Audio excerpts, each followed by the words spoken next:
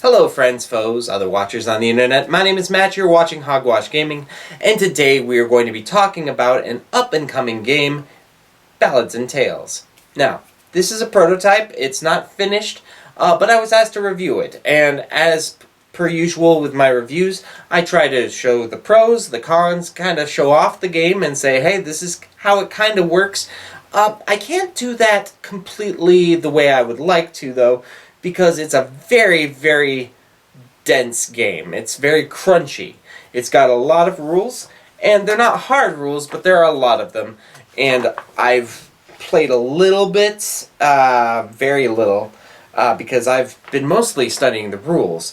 And that might be a con that might come up, but I think it could be a pro depending on what kind of game you like. Speaking of the kind of game, what is this? Is it an RPG or what is it? It's kind of an RPG. You are playing as heroes and you're going up against monsters, and you play on a board that is built up of modular tiles that show different rooms and different terrains.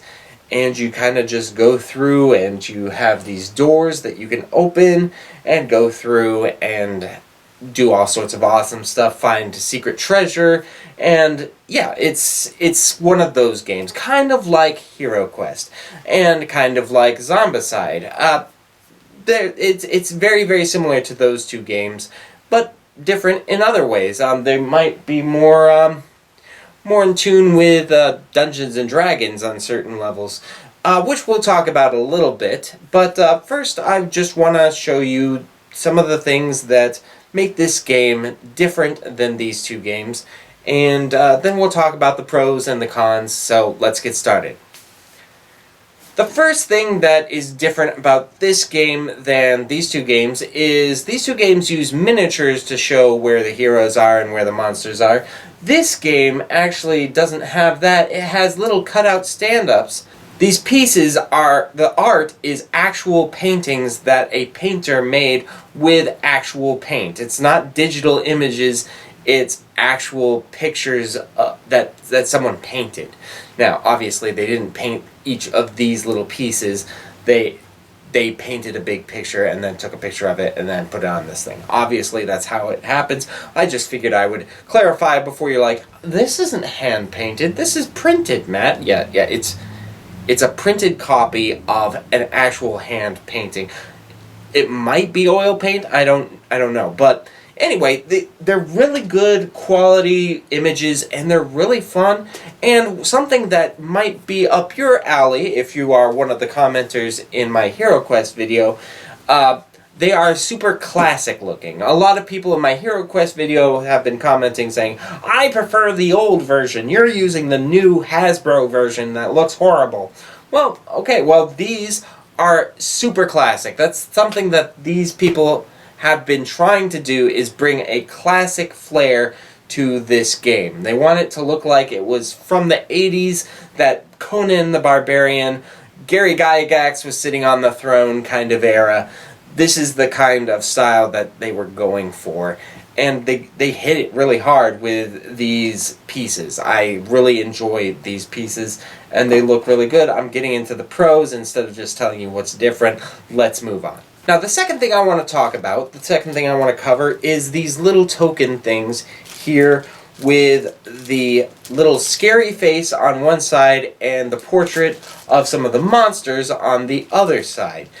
And what these do, they solve a problem that's in wargaming and tactical board gaming that I think is really elegant. I think it's a really nice way to change things up. Now, what we do is you start by putting them face down on the map like the adventure book tells you.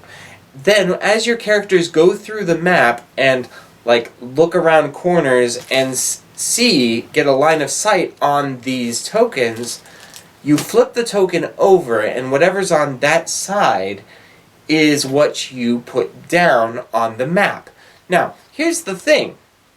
Some of them are just ears, which mean that it was just the wind. You were hearing things. There was nothing really there. So as these tokens are moving around on the map and you get line of sight on them, it's like, oh, there was a squirrel running through here and I thought it was a bad guy, but it's not a bad guy. At the same time, you can't be taking that chance on some of the other pieces because you might be like, oh, it's just a squirrel. No, it was one of the biggest, baddest guys on the map. So, yeah, I think the Hidden One tokens, as they are called, are fantastic solutions to this issue that is present in a lot of games. I think it's really elegant, really fun, and it's what got my attention when I was looking at this game. It's like, wow, that's a great mechanic, and if it has this kind of mechanic in it, I figured, well, the rest of the game has to be pretty awesome. Alright, the third thing I want to talk about is the combat in the game. And the combat is rather complex. It's not horribly complex. I think they did a good job with it. You just roll dice, kind of like Hero Quest. But the thing that makes it different than Hero Quest, and other games for that matter, is usually in other games like Hero Quest, one character moves up. Okay, so I've got my hero here. She's coming up to this guy. I'm going to attack you. And then she would roll and see if she could hit him. If she failed, then she would not hit him. And then on his turn, he would attack her. And it would go back and forth. Not so in this game. In this game, when you attack, both characters roll against each other. And then the one that has the higher roll or the higher success gets to deal damage to the other person.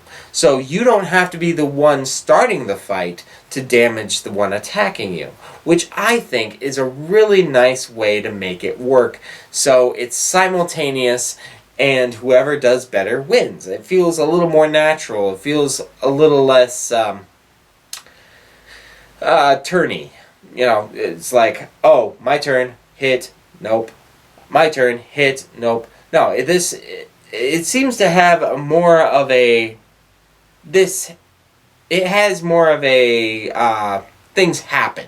You know, if you miss, well, that means this person probably hits you. That kind of thing, which I think is a really cool way to do combat. There's a lot more to combat than what I'm talking about, but it's something that caught my eye. There's also maneuvers that go on after the battle. Whoever wins, the other person gets to move, or I think they get to move the other person as well. Not sure about that one. I gotta look that up again. But yeah, the combat is really, really nice. I like it a lot. Alright, so those are the big three things that set this game apart from the other things that I've played. There are other things, I just haven't really nailed down the specifics of them. There's a fairy character that you get to play along with your party that boosts you and stuff. I think it's pretty awesome. Yeah, I've been enjoying watching the development on that character. I've been following this game for about a year and a half, just about, and I'm really impressed on the development that's been going on in the last few months, and I'm really glad that I finally got my prototype copy, and here we go with what I think are pros and what I think are cons. So let's get started with making this a fair review and not me just gushing all over this really cool thing that I've been watching for a while and getting really excited about. So here we go. The first pro is everything that I just talked about. I think that the quality of the pieces is really nice. The problem solving that they did in the game design is really cool. And I have been just kind of looking through some of these adventures they have in this book, and it looks pretty fun. A lot of different things, and no game plays the same twice. And there are different ways to play the game. So there's solo and there's co-op, and then there's versus, which is just the co-op would be all four players are just playing together, trying to do the quest, and the quest kind of auto runs itself. And the versus version there is a DM that runs the game as well. So So there are different ways to play for different amounts of people playing, and I think that's a pretty big pro on their part, so I'm pretty happy with what they've come up with. I think it's really cool. Alright, so I've been pretty nice so far. Now let's get into the cons of this game. Let's talk about how I think they could improve it a little bit. Now, once again, this is a prototype. They've got a chance to boost this up, and by the time it gets to you, it's probably going to be 5 times better than what I've been showing you. But let's just go into some cons here. The first con. The rules are intuitive, but there's a lot of them. And combat is a little complex. And understanding what all of the pieces are is a little complex. Not necessarily because it's hard to understand when you figure things out, but a lot of things are symbol based. And I know why they did that. They didn't want to print everything in English or German, because then they would have to do more work when they could just have a symbol on it and then just insert the right rule book, and then you don't have to worry about what each of the cards or panels say, because they're just symbols, and the symbols can be keyed in the book. Symbols can be great, but symbols can also be a little clunky, and I think this has a chance of being a little clunky. It's not bad, it's just very crunchy. And if you're not the kind of person who likes to get into a game and really learn every single aspect of the game, you might have a little harder time with this. It's not a casual game. It's a game that you pick up, you learn, and then you play, and then you learn, and then you play, and then you learn a little more. Which is right up my alley, but it might not be up yours. So that's something to keep in mind. Next con. Artistic style. Now, I'm not talking about the things that were hand-painted.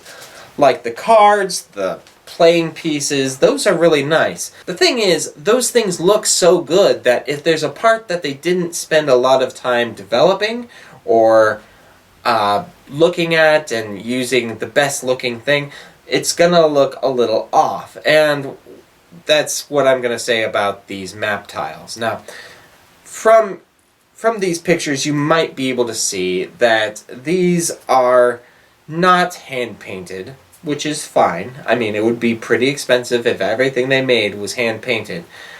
But these are obviously made with a map generator kind of program, which works really well if you're using a virtual tabletop or something like that. But when you're trying to match hand-painted portraits, this clash is pretty hard. And some of these aren't exactly the most photogenic. A lot of them, like this one here, it's supposed to be in a forest. You can see that they've crammed as much stuff as they can into this to make it look nice and not just look like a patch of grass. The thing is, a patch of grass is all that it really is. It's not much more than that. They've put all sorts of things in this that kind of overwhelm, and it's not the most graphically or visually pleasing to look at. It's very cluttered, it's very clunky, and it distracts from what looks really nice. Now, I'm not saying that it's horrifying, but it is a little distracting, and I think that it could use a little toning down. If you don't care about this kind of thing, then by no means am I saying that, wow, you're a Philistine, you don't know how to look at art or anything like that. No. This might be fully functional, and it really is functional. I just think it feels a little busy, and it could be cooled down a little bit. And I think that the differences in styles, like a lot of these are like photorealistic. When you compare photorealistic with paintings, the clash is there. The clash is there, and I think it could do with a little tone down. But that's just me. The third and last thing is, I think these little stand-up trees are awesome, but they've got the photorealism thing going on, and mine came pre-constructed. I don't know if they will. They probably won't come pre-constructed in the Kickstarter. But either way, I think something that really would help is if they had a nicer way to store them. Because these get kind of flattened and kind of bent. I've got a lot of bent stuff that just came in the mail bent, and that's not anyone's fault. It's just the way it's designed is a little... It's not flimsy by any stretch of the imagination, let me say that real quick. But it's not the highest quality kind of thing. I mean, it's not low quality, but a storage solution might be something in order. Something so they don't get bent. Something so they don't get damaged. I don't know what kind of box they're going to be sending you, but I'm just reviewing what I've sent. These seem to be the lower end of things. They don't stand up super well, and they don't hold up very well as far as the rest of the stuff. Again, a lot of my cons are this part they did really well, so it makes everything that everything that isn't quite up to that level makes it look really bad. They're not really bad at all, but because there are other things that are so awesome, it makes you criticize the little things. I don't know if any of that is helpful, but I wanted to make sure that by doing this review, I wasn't just going, "Whoa, it's so awesome! It's awesome! You really got to get it," and then you get it, and it's not exactly what you were expecting. I want to represent it as truthfully and honestly as I can from what I've got. It's really cool. I cannot wait until I can make a how to play for this. I've got a lot going on right now, so I'm trying to catch up with everything, and I only was able to take a look at this for a week and a half, really, because I've been busy with work and whatnot. But it's a really fun game. It looks really good. They've been working on it for a long time. They've been play testing it, so I know it's been tested quite a bit. And from what I can see in the rulebook, pretty awesome. Lastly, before I go, I want to say that this being a German game is written first in German, and then they made an English translation so I could read it. Not just me, but, people like me could read it. And it works. They did a good job. There is a little bit of utilitarian feel to it. There are some words that just don't... Oh, we don't usually use that word to describe that, but yes, that's what you meant, and I understood it. There are parts where I have come across where it's just a little German of an English translation, which is fine. But you might run into that, and if that's something that really grinds your ears, then I see it. It could be a con, but I think it's fine. But I just want to let you know that that's what we're dealing with. Okay, so those are the cons, and honestly, when you compare the pros and the cons, the pros have it, in my opinion. I like this game a lot. I enjoy going on adventures in any game, and I think this one was really well made, and I cannot wait to get together with friends and just go on a whole bunch of adventures and sing some ballads while going and creating some tales together. Now, if this is something that you would like to check out, go to the link below. They're having a Kickstarter. It's starting this week, and I would really like to see them succeed. So go ahead and check that out, and until next time, this is Hogwash, over and out. Catch you later.